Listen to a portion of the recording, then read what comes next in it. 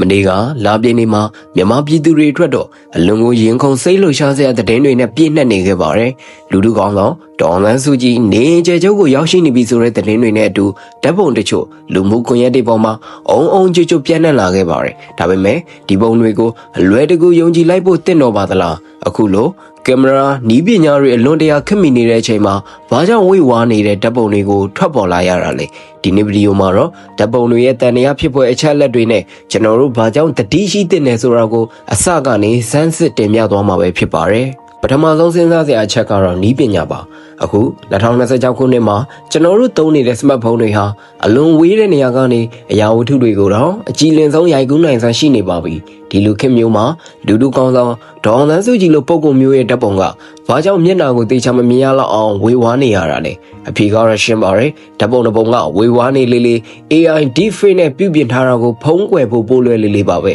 အကြည်ဓာတ်ပုံတွေဆိုရင်မျက်လုံးအရေးပြားနဲ့သပင်တွေမှာ AI ရဲ့အမှားအယွင်းတွေကိုအလွယ်တကူရှာတွေ့နိုင်ပေမဲ့ဝေဝါးနေတဲ့ပုံတွေမှာတော့လူတွေရဲ့မျှော်လင့်ချက်နဲ့စိတ်ကံစားမှုကိုအသုံးချပြီးလှည့်စားဖို့ပို့လွယ်ကူသွားစေပါတယ်မနေ့ကလာပြည့်နေ့မှာဒီပုံတွေထွက်ပေါ်လာတာဟာတိုက်ဆိုင်မှုတစ်ခုမဟုတ်နိုင်ပါဘူးပြည်သူတွေရဲ့စိတ်ဓာတ်ကိုလွှတ်ချစေဖို့ဒါမှမဟုတ်နိုင်ငံရေးအာရုံလွှဲဖို့အတွက် AI နည်းပညာကိုအသုံးချပြီးဖန်တီးထားတာဖြစ်နိုင်ပါတယ်တကယ်လို့မေစုဟာနေအိမ်ကျဲကျုံမှာအမှန်တကယ်ရှိနေတယ်ဆိုရင်အကြည်ဓာတ်ပုံတွေဒါမှမဟုတ်ဗီဒီယိုမှတ်တမ်းတွေထွက်လာဖို့ကမခဲရင်ပါဘူးဝေဝါးနေတဲ့ပုံတစ်ပုံဟာတက်သေးအထောက်ထားမဟုတ်ပဲဝါရဖြန့်ချီရေးလက်နက်တစ်ခုပဲဖြစ်နေတတ်ပါတယ်ကျွန်တော်တို့အနေနဲ့ဒီသတင်းကိုအတည်ပြုဖို့ဘယ်အချက်တွေကိုစောင့်ကြည့်ရမလဲအဓိကအချက်ကတော့အမေစုရဲ့သားဖြစ်သူကိုထိန်လင်းနဲ့တရားဝင်ဆက်သွယ်ပြန်ရရှိခြင်းရှိမရှိပဲဖြစ်ပါတယ်မိသားစုဝင်တွေစီကအတည်ပြုချက်ဒါမှမဟုတ်လူတို့နဲ့ဓာတ်ရိုက်ပြောဆိုတဲ့ဗီဒီယိုကလစ်တစ်ခုထွက်ပေါ်လာမှသာဒါဟာအစ်စ်မှန်လို့ကျွန်တော်တို့သတ်မှတ်နိုင်ပါတယ်ဓာတ်ပုံဆိုတာပြင်ရလွယ်ပေမဲ့အတန်နဲ့လှုပ်ရှားမှုပါတဲ့ဗီဒီယိုဟာ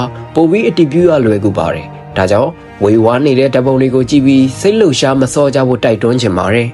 သမနာကြီးဦးဝင်းမြင့်ရဲ့လွန်မြောက်မှုကတော့အတီးပြူချက်တွေခိုင်လုံနေပြီဖြစ်ပေမဲ့အမေစုရဲ့အခြေအနေကတော့မေကွန်ထုတ်စရာတွေအများကြီးရှိနေသေးပါနီးပညာတွေခင်မီနေတဲ့ဒီနေ့ခေတ်မှာဝေဝါးနေတဲ့ပုံတွေကသတင်းစကားထက်တန်တရားတွေကိုပိုဖြစ်စေပါတယ်ပြည်သူတွေအနေနဲ့သတင်းမှန်ကိုစိတ်ရှိလက်ရှိစောင့်ကြည့်ကြဖို့လိုပါတယ်ဒီကုန်းချုပ်အနေနဲ့ပြောချင်တာကတော့ကျွန်တော်တို့အားလုံးမေစုကိုကျဉ်းကျဉ်းမမနဲ့အမြန်ဆုံးလွတ်မြောက်စေချင်ကြပါတယ်ဒါပေမဲ့ဒီလိုအားနည်းချက်ကိုအခွင့်ကောင်းယူပြီးတက်လာတဲ့ AI ပုံတွေသတင်းမှားတွေကိုတော့တတိထားကြဖို့တောင်းဆိုချင်ပါတယ်တရားဝင်သတင်းဌာနတွေနဲ့မိသားစုဝင်တွေစီကအတီးပြုချက်မရမချင်းမေစုလွတ်မြောက်ပြီဆိုတဲ့သတင်းတွေကိုအလွယ်တကူမယုံကြည်ကြဖို့တိုက်တွန်းမရစေဒီဗီဒီယိုနဲ့ပတ်သက်ပြီးတင်တို့ရဲ့အမြင်ကဘယ်လိုရှိလဲအခုပြန့်နေတဲ့ပုံတွေကိုအစ်စ်လို့ထင်လား AI လို့ထင်လား comment မှာဆွေးနွေးသွားခဲ့ကြပါအခုလို fact check video တွေကိုကြိုက်နေတဲ့ရင် subscribe လုပ်သွားဖို့မမေ့ပါနဲ့အောင်အားလုံးပဲသတင်းအမှားအနေကနေကင်းဝေးကြပါစေခင်ဗျာ